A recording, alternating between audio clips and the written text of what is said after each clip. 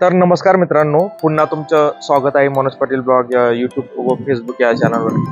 मित्रांनो, तुम्हाला माहिती आहे की भाऊसाहेब माननीय आमदार श्री गुलाबरावजी पाटील साहेब स्वच्छता व पाणी पुरवठा मंत्री महाराष्ट्र राज्य तथा पालकमंत्री जळगाव जिल्हा यांचं आपल्या चोपडा नगरीत आगमन झालं होतं। निमित्त होतं समस्त सकलवीर गुज्जर समाजातर्फे त्यांचं स्वागत समारंभ सत्कार समारंभ आयोजित करण्यात आलेला होता।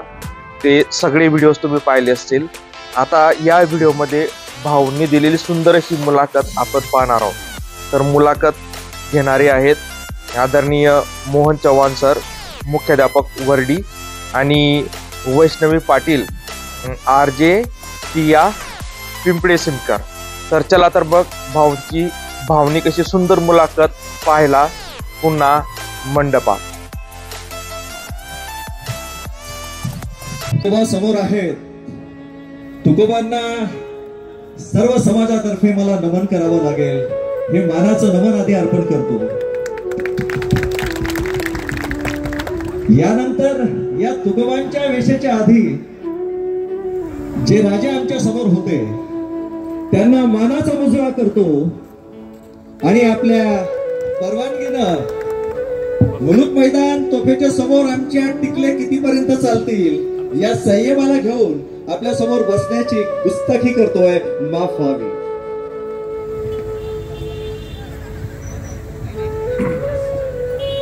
भाऊ, आजचा एवढा जनसागर सर्व गुजरान या ठिकाणी फक्त एका नावासाठी गोळा झालेला आहे, आणि ते म्हणजे गुलाब भाऊ आणि भाऊंचा परिवार। आजचा हा न भूतो न भविष्यती असा हा मुलाखतीचा कार्यक्रम रंगवण्यासाठी या ठिकाणी आमच्या माता भगिनी कंडोलनी हे सर्व बघून आज एक प्रसंग आठवत असेल, आणि तो म्हणजे आपल्या लग्नाचा। आम्ही तर नव्हतो, पण जाणून घ्यायचंय की आजचा हा प्रसंग आणि आपल्या लग्नाचा प्रसंग काय सांगाल आपण या बाबतीत आज?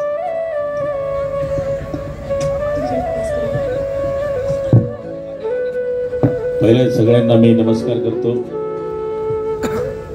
खरं म्हणायला गेलं तर आपल्या समाजामधले पूर्वी लग्नाची पद्धत ही साधी असायची, आणि ती पद्धत आता लयास गेलेली आहे। जे आता रुपया नारळचा कार्यक्रम घ्यायला घेतलं तर 1000 लोक असतात। त्यावेळेस साध्या पद्धतीने लग्न व्हायची, आणि माझी वरात बैलगाडीवर निघाली होती। माझ्या आयुष्यामध्ये मी पहिल्या वेळेस माझ्या कुटुंबासह व्यासपीठावर आहे। 35 वर्षाच्या राजकारणात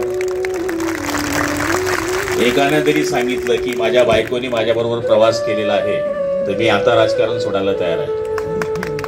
म्हणजे माझ्या गाडीत माझी बायको बसली असं एकानेही सांगावं। ही पहिली वेळ आहे की आम्ही एका व्यासपीठावर आलो आहे, आणि मुलं तर माझ्यासमोर कधी येऊच शकत नाही, यांची ताकदही नाही, कारण की रुबाब जर बाहेर असेल तर घरात असला पाहिजे। निश्चितपणाने तो दिवसही मला आठवतोय की आमच्या 3 भावांचं लग्न एकत्र होतं। तेव्हा एकत्र कुटुंब पद्धती आणि एकत्र लग्न पद्धती होती।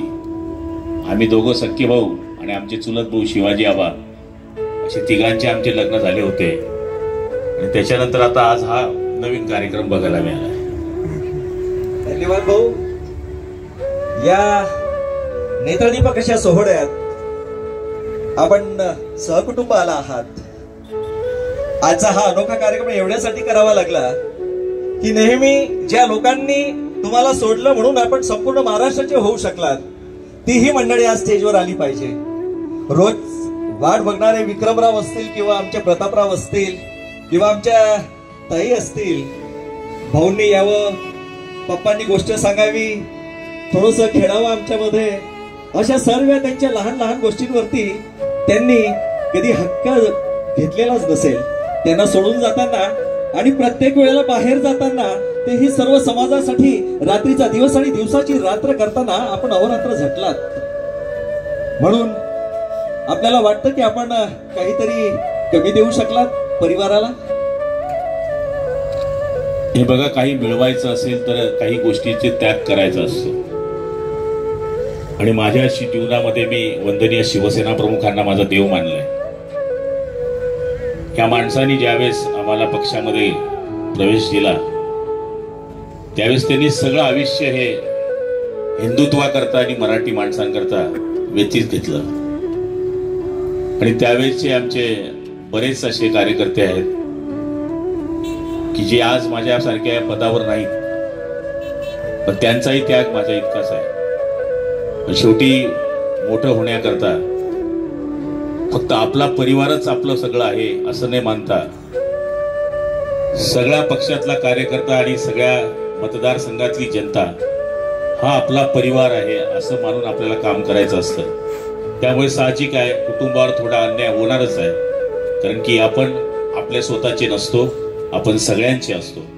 त्यामुळे सगळा परिवार हा आपला आहे, सगळे जाती धर्माचे लोक आपले आहेत. या माध्यमातून काम करत असताना निश्चितपणाने आपल्या हाताने कुटुंबावर छोटा मोठा अन्याय होत असतो आणि निश्चितपणाने तो माझ्या हातानेही झालेला आहे. पण आता तो सुधारण्याचा आम्ही कितीही प्रयत्न केला तर होऊ शकत नाही. याचं कारण परिवाराची व्याप्तीच एवढी वाढली आहे की मला माझे 2च मुलं आहे किंवा माझं फक्त हाच परिवार असं नाही आहे, तर माझ्या बरोबर जी कामं करतात, माझ्या बरोबर जी रात्रंदिवस झटतात, तो सगळा माझा परिवार आहे. भाऊ, या मंचावर बसून लहान तोंडी मोठा घास घेते, खूप मान्यवर आहेत, आपल्या मुलाखती आधी पण झाल्यात, पण तेव्हा मंत्रिपदावर विराजमान असलेले माननीय आमदार नामदार गुलाबरावजी होते. आता गुलाब भाऊंकडून उत्तरं हवी आहेत. खरं तर माणसाला जगण्यासाठी सुख, संपत्ती आणि ऐश्वर हवं असतं. सुख म्हणजे परिवार, संपत्ती म्हणजे आज तुम्ही ज्या ठिकाणी आहात आणि ऐश्वर तुमच्याकडे आहेच. तर अशी कोणती गोष्ट आहे ज्याची इच्छा आहे किंवा जी आता पूर्ण करायची आहे, मिळवायची आहे तुमच्यासाठी, समाजासाठी, तुमच्या परिवारासाठी? हे बघा, माझ्या जीवनातली काहीच इच्छा अपूर्ण राहिली नाही. मी शेवटचा गुजर आहे. याच्यानंतर 5 वेळेस आमदार होणारा कोई गुजर पैदा होणार नाही आणि 4 वेळेस मंत्री होणारा पण होणार नाही. हे अंडरलाईन मारून घ्या आपण.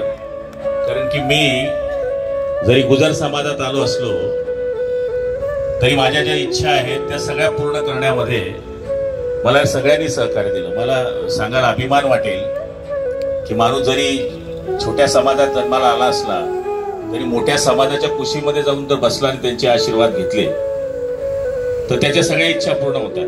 जसं मी आहे, तर माझ्या मतदारसंघावर तुम्ही नजर मारली तर पूर्वीचा एरंडोल मतदारसंघामध्ये फक्त 5,000 गुजर मतं होती आणि तिथे मी 2 वेळेस आमदार झालो. तिथे सगळ्यात मोठा समाज कोणी असेल तर माळी आणि मराठा समाज आहे. पण त्यांच्या कुशीमध्ये मी बसलो आणि त्यांच्या मनासारखं मी वागलो, त्यामुळे माझी इच्छा पूर्ण होऊ शकली. आणि आज आपण बघत असाल की ज्या मतदारसंघामध्ये मी प्रतिनिधित्व करतोय तिथे जळगाव ग्रामीण मधून काही गुजर समाज जर जुळलेला पकडला तर 12 ते 14,000 मतं आपली आहेत. 1,10,000 मराठा समाजाची मतं आहेत. 30 ते 35,000 लेवा पाटील आहे, 30 ते 35,000 कोळी आहे, तेली आहे, धनगर आहे, शिंपी आहे, नावी आहे, धोबी आहे, सुतार आहे, सर्वकार आहे, बौद्ध आहे, भिल्ल आहे. यांच्या सगळ्यांच्या सहकार्यामुळे मी 3 वेळेस तिथं आमदार होऊ शकलो आणि माझी इच्छा सगळीच पूर्ण झाली. पण माझी एक इच्छा आहे जीवनामध्ये की देवाला माझा एकच म्हणणं आहे की माझ्यामध्ये जे ग आहे तो येता कामा नये. मरेपर्यंत मी भाऊच असला पाहिजे. आणि भाऊचा उलटा अर्थ केला, भाऊचा जर उलटा अर्थ केला तर मी कायम तुमच्या मागे उभा असला पाहिजे. हीच इच्छा माझ्या मनामध्ये शेवटची आहे. आणि मला तरी असं वाटतं की मी बरेच लोक पाहिलेत की ते मोठे झाल्यानंतर त्यांच्यामध्ये ग येतो आणि तो घातक असतो.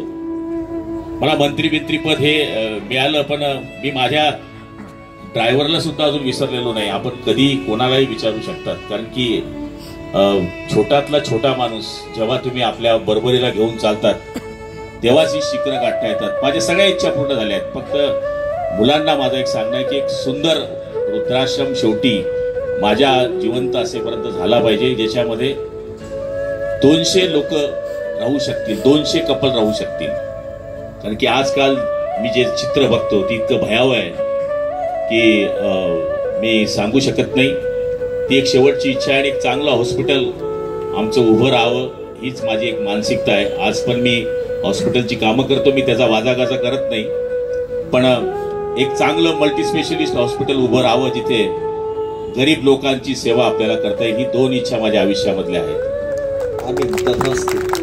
भाऊ, तुमचं हेच व्यक्तिमत्व आहे ज्यामुळे आज आमच्या दोघांमध्ये खूप मोठा जनरेशन गॅप आहे. तरी हे पण तुम्हाला भाऊ म्हणतात आणि मी पण तुम्हाला भाऊ म्हणते. तर असे कितीतरी कार्यकर्ते आहेत ज्यांच्यासाठी तुम्ही उभे पण आहात आणि भाऊ पण आहात. आणि कार्यकर्ते कायम असं म्हणतात की आमचा जन्म देणारा बाप वेगळा असला तरी राजनीतीतला बाप एकच आहे, गुलाबराव पाटील. तर असे हे कार्यकर्ते जोडून ठेवण्याचं हे कौशल्य, हे गणित कसं जमतं तुम्हाला? हे बघा, तुम्ही कार्यकर्त्याला आपला भावकीमधला माणूस समजला की विषय संपलाय. गुलाबराव पाटील हा कोण जातीचा आहे, कोण धर्माचा आहे, कोण पंथाचा आहे, याच्यापेक्षा माझ्याकडे येणारा माणूस माझा आहे. आणि ज्या वेळेस मी त्याचं काम करतो, आणि नुसतं नकली काम करत नाही, आपण आजमावून बघायचं. कोणी रात्री 1 वाजता जरी माझ्या कार्यकर्त्याला कोणी धक्का लावायचा विचार केला तर 100% गुलाबराव रात्री 1 वाजता सुद्धा त्याच्या मागे उभा राहतो. हे माझ्या मतदारसंघाचं उदाहरण आहे. आणि असं तसं नाही, ही माणसं जमवायला असं म्हणतात की नेता हा कार्यकर्त्यांच्या श्रीमंतीवर मोठा होतो. सगळ्यात उत्कृष्ट नेता तोच आहे की ज्याच्याकडे सुंदर कार्यकर्ते आहे. आणि माझ्याकडे तीच सवलत आहे. ही निवडणूक जर आपण पाहिली तर ही जातीवर गेली असं लोक म्हणतात की मराठा समाज गुलाबराव पाटलांच्या विरुद्ध जाणार आहे. पण मला सांगायला अभिमान वाटेल, ज्या माझ्या मराठा समाजाच्या कार्यकर्त्यांनी गावात केलं त्यांना इतका त्रास झाला, पण मला 45% मतं ही मराठा समाजाची मिळाली. याचं कारण सोन्यासारखे कार्यकर्ते मी जोपासले. त्यांना मी फक्त मतांपुरतं वापरलं नाही. ज्यावेळेस त्यांचं काम येतं, ज्यावेळेस त्यांचा महत्वाचे विषय येतात, त्यावेळेस मी त्यांची कामं करत असतो. त्यावेळेस त्यांना असं वाटतं की हा आपला भाऊ आहे, हा गुजर आहे, की हा धनगर आहे, का माळी आहे, का तेली आहे, हे त्याच्या डोक्यात नसतं. त्यामुळे मला कधी असं वाटलं नाही की ह्या लोकांची कामं करण्यामध्ये आपण काय प्रयत्न केल्यानंतर होत नाही, तर 100% ती होतात. आणि त्याच्यामुळेच आज मला सांगायला अभिमान वाटतो की आजही माझी शक्ती जशी, मला कितीक लोक सोडून गेले पण सगळे डब्यात गेले, एकही ठिकाणावर नाहीये. जे मला सोडून गेले त्यांचा प्रॉब्लेमच झालाय. म्हणजे राजकारणामध्ये ज्यांनी ज्यांनी मला त्रास दिला त्यांचा प्रॉब्लेम झाला, जे मला सोडून गेले त्यांचा प्रॉब्लेम झाला. कारण मी त्यांच्याशी कधीच चुकीचं प्रेम त्यांच्याशी आयुष्यामध्ये केलं नाही. आणि आज मला सांगायला अभिमान वाटेल की 1990 साली आणि 1986 साली जे कार्यकर्ते माझ्याबरोबर होते ते आजही माझ्याबरोबर 80% कार्यकर्ते आहेत. हीच माझी श्रीमंती आहे. धन्यवाद भाऊ. कार्यकर्ता माझा जीव, कार्यकर्ता माझा प्राण, कार्यकर्ता माझं जीवन, कार्यकर्ता माझा अभिमान. कार्यकर्त्यांवरचं एवढं प्रेम आपलं, आणि म्हणूनच आजची ही शान, आन, बान, सर्व समर्पण आपण आपल्या कार्यकर्त्यांचं आहे म्हणून अत्यंत नम्रतेने आपण स्वीकारतात. भाऊ, असं आपल्या बाबतीत म्हटलं जातं की जसं कृष्णाच्या बाबतीत झालेलं आहे, जन्म देवकीने द्यावा आणि पालन पोषण यशोदेने करावं. आम्हाला थोडं आपल्या बालपणाविषयी, आईवडिलांविषयी, आपण लहानपणी कसे घडलात याविषयी जाणून घ्यायचं आहे. हे बघा, मी तर नशीबवान आहे की मला 3 आई आहेत. मला जन्म देणारी आई 6 महिन्याचा असतानाच वारली. मला आईचा चेहराही आठवत नाही, त्यावेळेस फोटो सेशन नव्हतं आणि परिस्थितीही नव्हती. माझे बाबा ओंकार बाबा हे बोरखेड्याला असायचे. ती वारल्यानंतर मी 6 महिन्याचा असताना मी काकू काकांमध्ये, आमचा मोठा परिवार असल्यामुळे तिथेच राहायचो. आणि एके दिवशी आमचे PSI काका DC पाटील, देवराम चतुर पाटील यांच्या ज्या सौभाग्य होती म्हणजे आमच्या काकू दगूआई यांनी पाहिलं आणि आमच्या बाबांना सांगितलं. आमच्या देवराम बाबांना बाबा म्हणायचे, काही पोरे मरी जाईल ज्ञान कधी ठेवायचं आपण.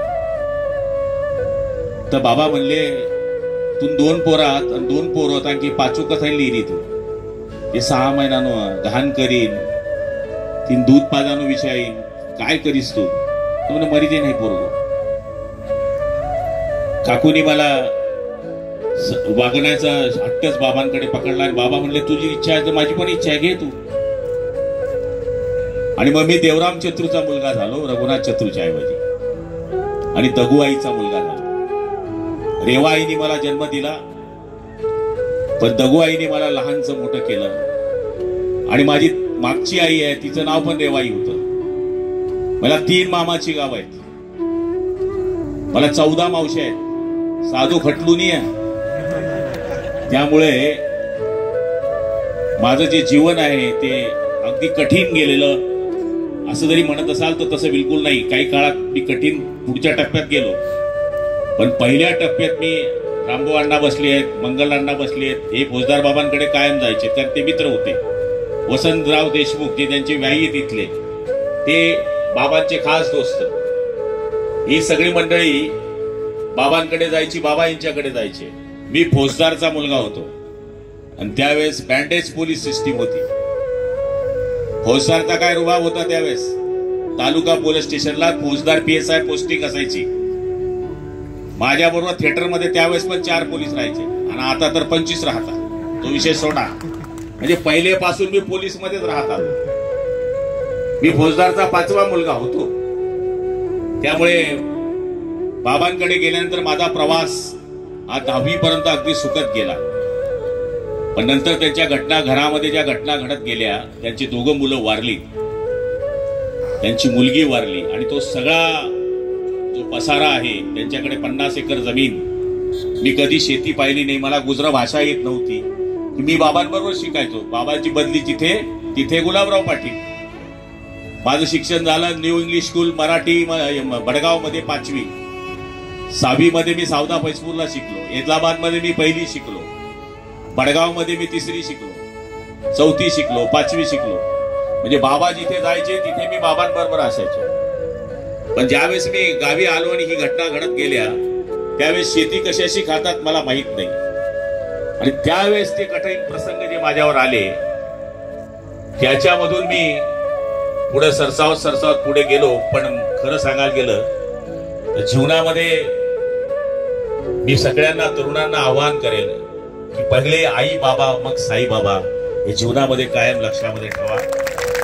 याचं कारण माझ्या जीवनामध्ये मी हे दिवस पाहिलेले आहेत आणि खरंच म्हणायला गेलं तर दुःख पण आहे आणि सुख पण मला मिळालं आणि मला 3 आईंचं प्रेम मिळालं. नशीबवान आहात भाऊ. एका अर्थानं दुर्दैवीही आहात आणि एका अर्थानं एक आई गेली म्हणून 3 आईंचं प्रेम मिळतंय. निर्जलताई, आपणही लहानपणीच मातृछत्राला पोरक्या झाल्यात. भाऊंना सांभाळावं लागत असेल. भाऊ लहानपणी कसे होते आता तर दिसतातच आहेत. आता अवली आहेत, आता लोकनेते आहेत, समाजसेवक आहेत, तर तुकारामांचं रूप आहे. पण लहानपणी कसे होते ते आपल्याकडनं ऐकायला आवडेल.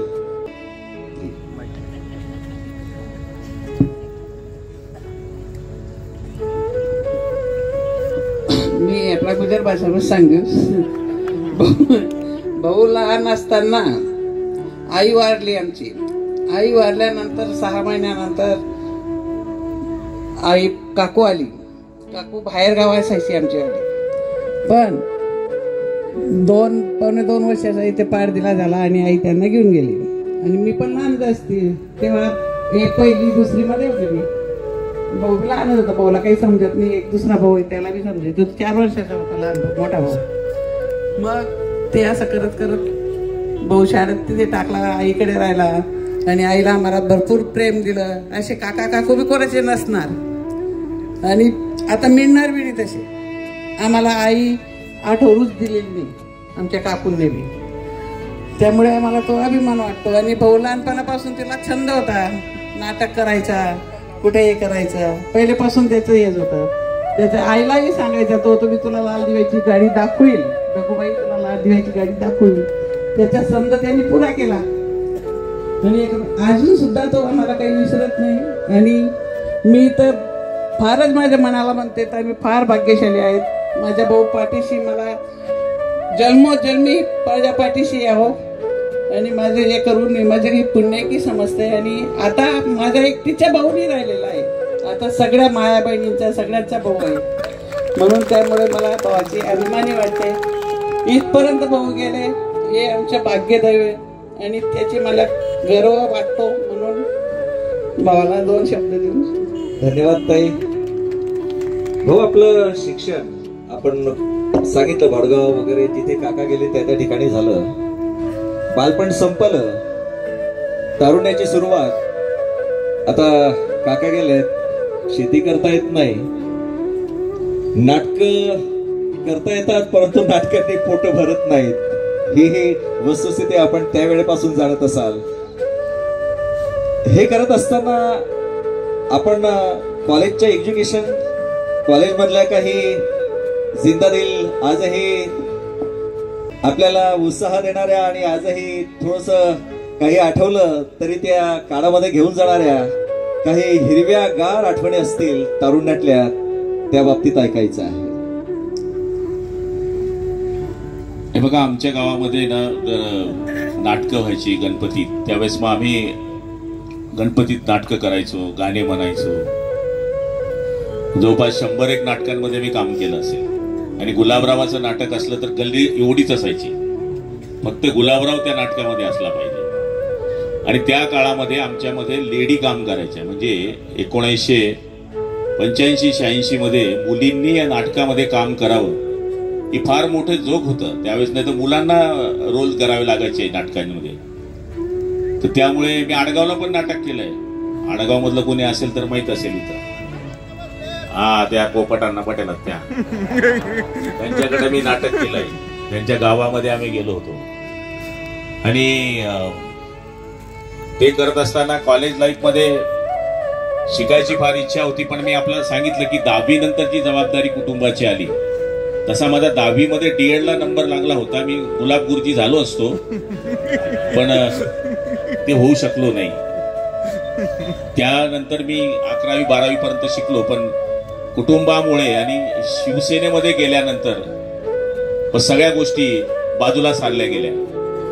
कॉलेजमध्ये मी जास्त काळ, म्हणजे 2च वर्ष मी कॉलेज करू शकलो. पण कॉलेजमध्ये जाणं म्हणजे काय, आम्ही जवळपास 30-35% तर दांड्या असायच्या.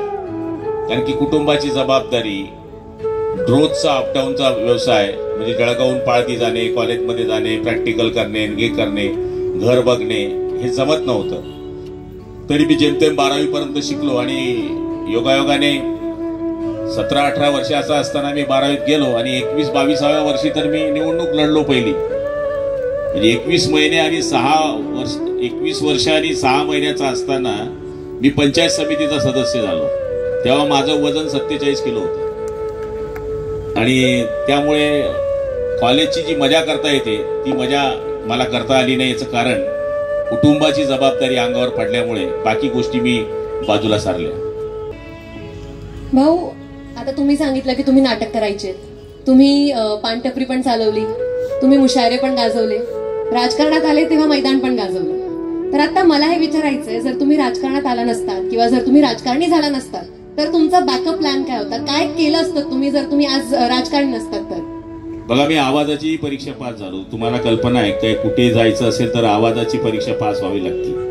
ती पण पास झालो असतो. कारण माझ्याबरोबर जे प्रमोद बाविस्कर, आपण नाव ऐकत असाल, तो परभणी केंद्रावर आकाशवाणीमध्ये काम करतो. हे माझ्याबरोबर जे स्वाती जोशी, ही आकाशवाणीवर पूर्वी बातम्या द्यायची, ती पण माझ्याच बरोबर ऍडिशनची परीक्षा पास झालेली आहे. मी जर तिकडे गेलो नसतो तर त्या नाटकांमध्ये गेलो असतो आणि ते नाटक सुटलं आणि या नाटकात आलो. म्हणजे फरक काहीच पडला नाही. पण मला त्या नाटकांमुळे स्टेज डेअरिंग आली. मी कुठेही बिनधाडास मी बोलू शकलो. म्हणजे खानदेशात किंवा ग्रामीण महाराष्ट्रात बाळासाहेबांच्या समोर एकमेव मी ग्रामीणचा माणूस आहे की जो भाषण करू शकला. ही फक्त व्यासपीठाची ताकद आहे. आणि त्यामुळे मी तिथेही काही एवढा मोठा होऊ शकलो नव्हतो जेवढा मी इथं मोठा झालो. पण पहिलेपासून छंद होता, गाणे ऐकायचे, गाणे म्हणायचे. अजूनही माझ्याकडे, मी तो छंद सोडलेला नाही. माझ्या दोन्ही फार्म हाऊसवर मी सेट ठेवला. तुमचा कराव काय म्हणता तुम्ही? हा, मी मला महिनाभर असला 4-5 मित्र आहे माझे गाणे म्हणणारे. एक तर असा आहे तो तोत्रा आहे, मग गाणे एकदम सरळ म्हणतो. तर मग आमदार सांगतात की चलो मैफिल लगाव आपली. जेव्हा आमचा टूर निघतो, गुवाहाटी गेलो होतो ना आम्ही, काय झाडी काय डोंगर, तर तिथे मला शिंदे साहेब सांगायचे, अरे गुलाब यार तू गाणं म्हण रे कुछ. म्हणजे गाणे हा आपला छंद आहे. आणि गाणं हे 4 वाक्यामध्ये किंवा शेर शायरी ही 4 वाक्यामध्ये आपलं जीवन सांगून देते. खरं तर खालून आवाज येतोय की तुम्ही एक गाणं गाऊन दाखवलंच पाहिजे आता. आवाज थोडा जोरात होता त्याच्यामुळे माझ्या गाण्यापर्यंत पोहोचला तो. करा भाऊ सांगतील तो कराओके लावून द्या तिकडून जरा शक्य असेल तर. भाऊ कोणतं म्हणा. आज पूर्ण परिवार आहे इकडे तर आज तर होऊन जाऊया.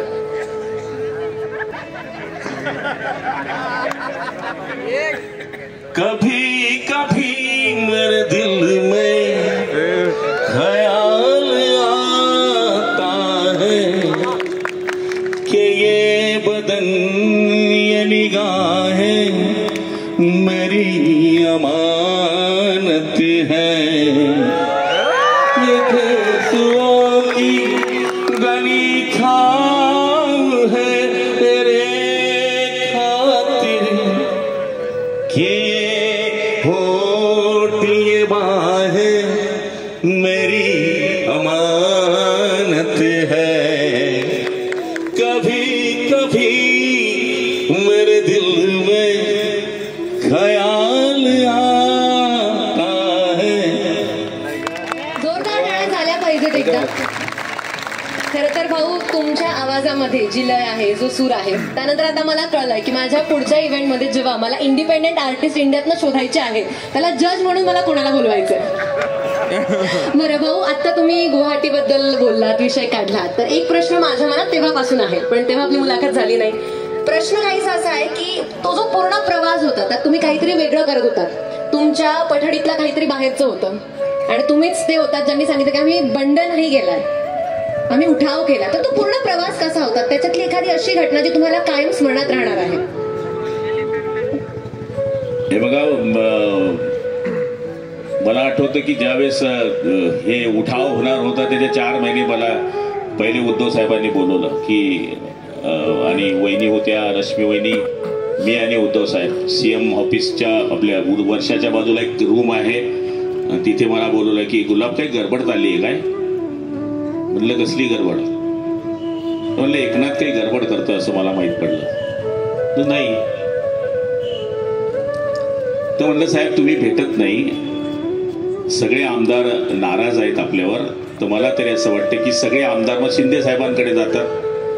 शिंदे साहेब त्यांची काम करतात. आपण कोरोनामुळे त्यांना भेटत नाही आणि आपण पत्रावर सही करत नाही त्यामुळे थोडी नाराजी आहे. तर म्हणलं काही गडबड करणार आहेत का. म्हणलं बिलकुल नाही. आपण त्यांना बोलवलं पाहिजे पाठीवर हात फिरवला पाहिजे. आणि त्याच्यानंतर त्यांनी मला पाठवल्यानंतर दुसऱ्या दिवशी दादा भुसेंना बोलवलं. दादा भुसेंनाही तोच प्रश्न विचारला आणि नंतर ज्यावेळेस आमच्या आमदारांची बैठक झाली त्यावेळेस आम्हाला असं आढळून आलं की राष्ट्रवादीला जास्त पैसे जात आहेत काँग्रेसला जास्त पैसे जात आहेत शिवसेनेच्या वाट्याला पैसे कमी येत आहेत. हा विषय आम्ही ज्यावेळेस CM साहेबांकडे मांडायला गेलो तर CM साहेबांनी पाहिजे त्या पद्धतीने मनावर घेतलं नाही आदरणीय उद्धव साहेबांनी. मग त्यावेळेस सगळ्यांनी सांगितलं की आपल्याला यांच्याबरोबर नाही राहायचं आपल्याला आपल्या विचारधारेच्या बरोबर जायचं आहे. आपण भाजप शिवसेनेचे लोक आहोत. हिंदुत्व हे आमचं राष्ट्रीयत्व आहे आणि मराठी माणसाचा बाणा टिकवणं हे शिवसेना प्रमुखांनी आम्हाला शिकवलं आहे. त्यामुळे आपण त्यांच्याबरोबर गेलं पाहिजे असं सगळ्या आमदारांनी ठरवलं. आणि आपल्याला कल्पना आहे की मग नंतर वोटिंग चालू होतं लोकसभेचं राज्यसभेचं आणि विधान परिषदचं 19 तारीख मला ती आठवते. त्या दिवशी मला शिंदे साहेबांनी सांगितलं की तू दिल्ली जा. मला शिंदे साहेब दिल्ली का पाठवताय काही कळत नाही. म्हणजे दिल्लीला एक माणूस भेटेल त्याच्याशी तुला काम आहे आणि ते काम तू करून यायचं आहे. साहेब म्हणलं आता 5 वाजता मतदान संपेल 6 वाजता निकाल लागणार आहे मला निकाल ऐकायचे तू जा म्हणले. मी आपले अमरनाथचे सुनील चौधरी त्यांच्याबरोबर त्यांचा मित्र गुणवंत जैन आणि माझा OSD गणेश पडे आम्ही 4 जण दिल्ली गेलो. अचानक विमानाचं तिकीट काढलं तिकडे गेलो मी आणि एक माणूस आला तो आम्हाला जे हॉटेल सांगितले त्या हॉटेलवर थांबलो.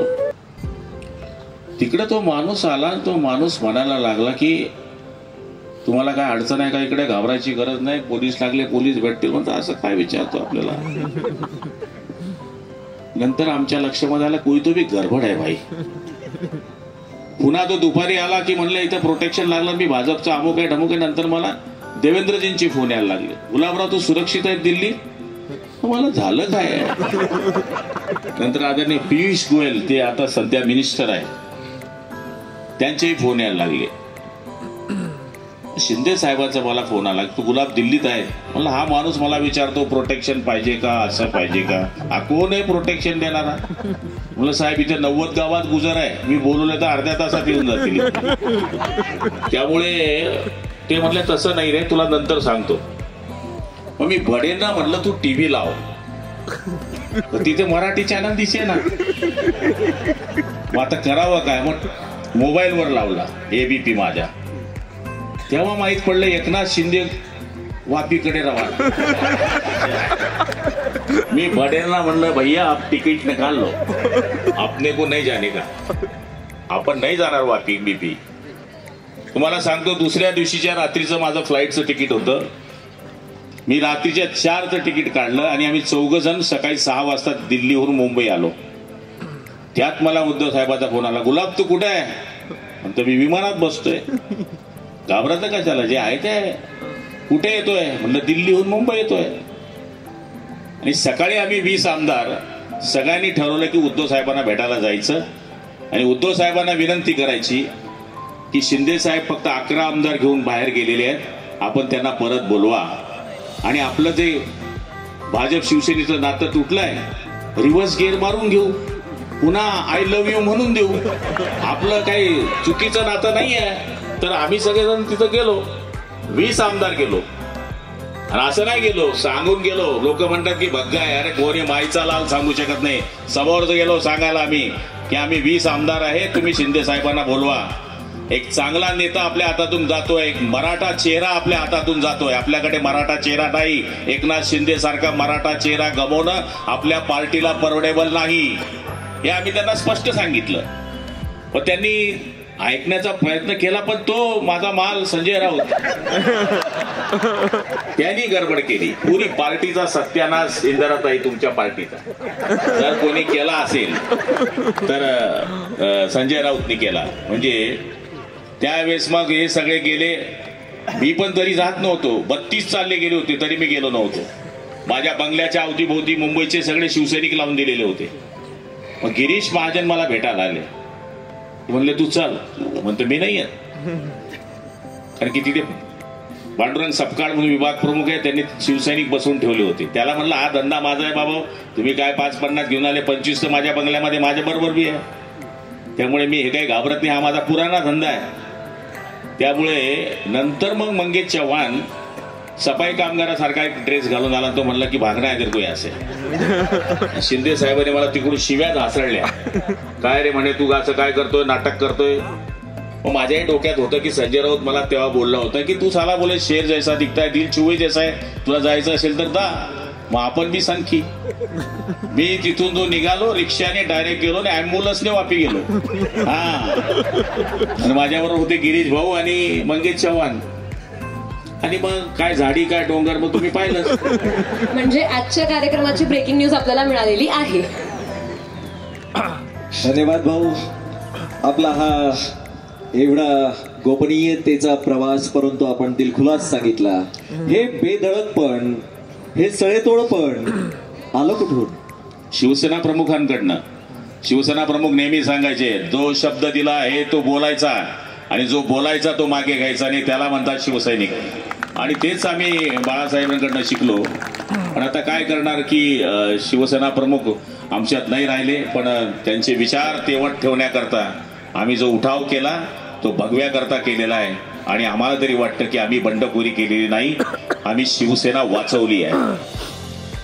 भाऊसाहेब, जीवनातले अनेक प्रसंग येतात. आपण सेना सोडून जाताना सुद्धा सर्वात शेवटचेच होते. म्हणजे खूपच विचार करावा लागला, जावा लागला. जातानाही आपल्याला कोणती तरी गोष्ट थांबवत होती, जाऊ की नको म्हणून. आणि म्हणून आपण सगळ्यात शेवटी निर्णय घेतला. ज्यांना जायचं होतं ते आधी निघून गेलेत. ती गोष्ट नेमकी कोणती होती की आपण सर्वात शेवटचे का ठरला? मातोश्री आमचा देवारा आहे, आजही होता उद्याही आहे, आणि आम्ही तो मानला होता. पण देवाऱ्यातला देव जर आमच्याकडे बघतच नसेल तरी सुद्धा बाळासाहेब हे आमचे देव, त्यांच्या मुलाला सोडून जाणं हे आमच्या मनाकरता दुःख होतच. पण त्यांनी जो विचार पकडला तो बाळासाहेबांना न पटणारा होता. बाळासाहेबांचे शब्द होते की ज्या दिवशी मी काँग्रेसची युती करेल त्या दिवशी मी माझं दुकान बंद करेल. हे बाळासाहेबांचे शब्द होते. आणि माझ्या माहितीप्रमाणे त्यांना सोडताना सुद्धा दुःख झालं, पण मनामध्ये एक त्यावेळेस जिद्दही होती की ही शिवसेना काँग्रेस होता कामा नये, म्हणून आपण शिंदे साहेबांबरोबर गेलं पाहिजे. आपली जी दूरदृष्टी आहे की आता काय होणार आहे, सध्या त्याच्या इच्छेशिवाय पानंही हलत नाहीत आणि बदललेल्या वातावरणाची चाहूल, तो अभ्यास, थोडंसं मुत्सद्दीपण, हे सर्व आपल्याला एका कुशल राजनेत्याकडे नेतं. ताईंनी सांगितलं तसं मुलाचे पाय पाडण्यात दिसतात. लहानपणापासून आपल्याला लाल दिव्याचं आकर्षण होतं, परंतु जेव्हा आपण तळागाळासाठी काम करत गेलात तेव्हा आपल्याजवळ दिवाही नव्हता. बऱ्याच वेळेला आपल्यावरती अनेक प्रसंग असे आलेत की आपल्याला लपावं लागलं. तशा वेळेला अनेक माणसं आपल्या कामाला आली असतील. जेव्हा आपण एकटे पडलात तेव्हा काही हात आपल्या पाठीवरती आले असतील. आठवतील काही नाव? बरेच नाव आहेत. जसं आमच्या शाखेचे शाखा अध्यक्ष रमणलाल सिंग आहे, गुजर समाजाचेच होते ते रमणलाल सिंग पाटील आहे, बिलाप्पा माळी आहे, बारक्यात उभी आहे, दत्तू तेली आहे, बजरंग धनगर आहे, सुधाकर कोळी आहे, पीपी अण्णा आहे, आज तो माझ्यात नाही आहे. असे बरेच सोनगडी आहेत की ज्यावेळेस वाईट प्रसंग आले. जेल हा माझा एकदम कायमचा कार्यक्रम होता. मी बऱ्याच वेळेस जेलमध्ये जाऊन आलो.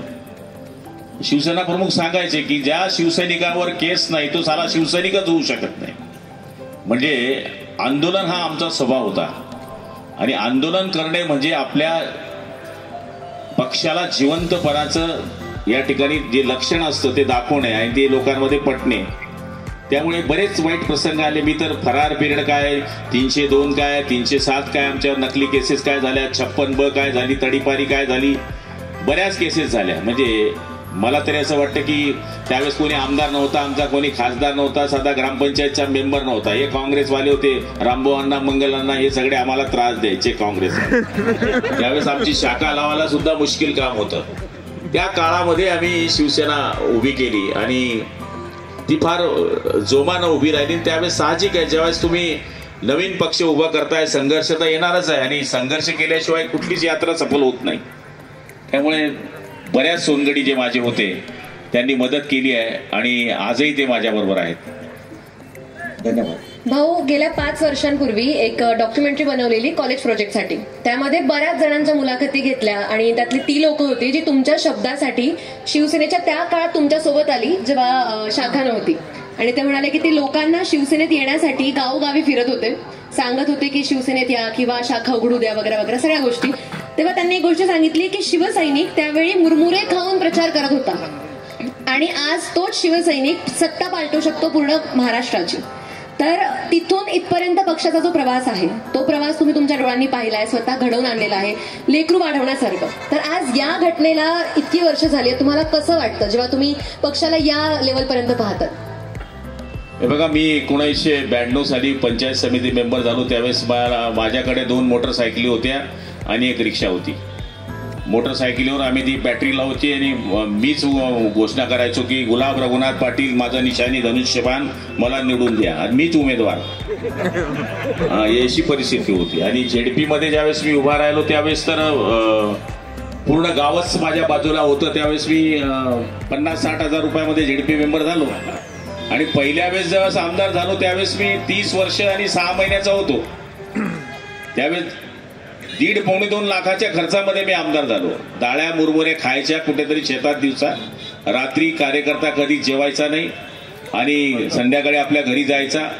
आणि महेंद्रसिंग सारखे मातब्बर आमदार आमचे त्यावेळेस होते, त्यांना मी त्यावेळेस 4000 मतांनी पाडू शकलो. आणि आजचा जो प्रवास आहे तर शिवसैनिक काय करू शकतो हे शिवसैनिकांनी त्या काळामध्ये दाखवलं की एक गुलाबराव पाटील जो टपरी चालवायचा, जो सर्वसाधारण शिवसैनिक होता, तो शिवसैनिकाच्या बलबुत्यावर एवढ्या मोठ्या पदावर बसू शकतो हे शिवसैनिकांनी त्यावेळेसही दाखवलं आणि आजही ते आपल्याला महाराष्ट्रामध्ये दिसतंय. धन्यवाद भाऊसाहेब. सर्व श्रेय समाजाला, कार्यकर्त्यांना एवढी उदारता, अजिबात कुठलाही अहंकार नाही की गर्व नाही, एक समर्पणाची भावना. संविधानानं जे जे दिलं ते सर्व समाजासाठी कामी यावं म्हणून स्वतः तुरुंगात गेलेत, इतरांसाठी तुरुंगात गेलेत. स्वतःसाठी जो जातो तो गुन्हेगार म्हणून म्हटला जातो आणि समाजासाठी जाणारा खरा नेता असतो. आज अशा एका लोकनेत्याची मुलाखत घेण्याचं सौभाग्य आम्हाला लाभलं. भाऊसाहेबांसाठी 4 ओळी म्हणेल की आजही जो समाज आहे तो फक्त माझा समाज नाही, गुर्जर समाज नाही, माझ्या पाठीशी दुःखाच्या वेळेला होता तो सर्व समाज माझा समाज आहे. म्हणून आमचा एक शायर असं म्हणतो, खाके बिरादरी का मुझको हर जर्रा देवता है. समाजातल्या प्रत्येकातलं देवत्व आपण कबूल केलं. सर्व समाज, सर्व धर्म आपल्या पाठीशी असतात. या सर्वांच्या पुन्हा लाडक्या बहिणींचा आशीर्वाद, ताईसाहेबांचा आशीर्वाद, या सर्वांच्या जोरावरती आमच्या सर्वांतर्फे पुन्हा अनंत काळासाठी हे वैभव टिको अशा शुभेच्छा देतो. ही मुलाखत थांबवतो आणि यानंतर आपल्या पुन्हा जी तोफ धगधगत असते त्या धगधगणाऱ्या तोफेला आम्ही मुक्त करतो. आपली रजा घेतो. धन्यवाद. सगळ्यांचे धन्यवाद. जय हिंद, जय महाराष्ट्र. तर मित्रांनो, तुम्ही भाऊंनी दिलेली सुंदरशी मुलाखत मनोज पाटील ब्लॉग या व्हिडिओच्या माध्यमातून पाहिली असेल. जर व्हिडिओ तुम्हाला नक्की आवडलेला असेल तर व्हिडिओला लाईक करा. नंतर मनोज पाटील ब्लॉग या चॅनलवर जर तुम्ही नवीन असाल तर चॅनलला सबस्क्राईब करा आणि व्हिडिओला जास्तीत जास्त शेअर करा. ही नम्र विनंती. धन्यवाद.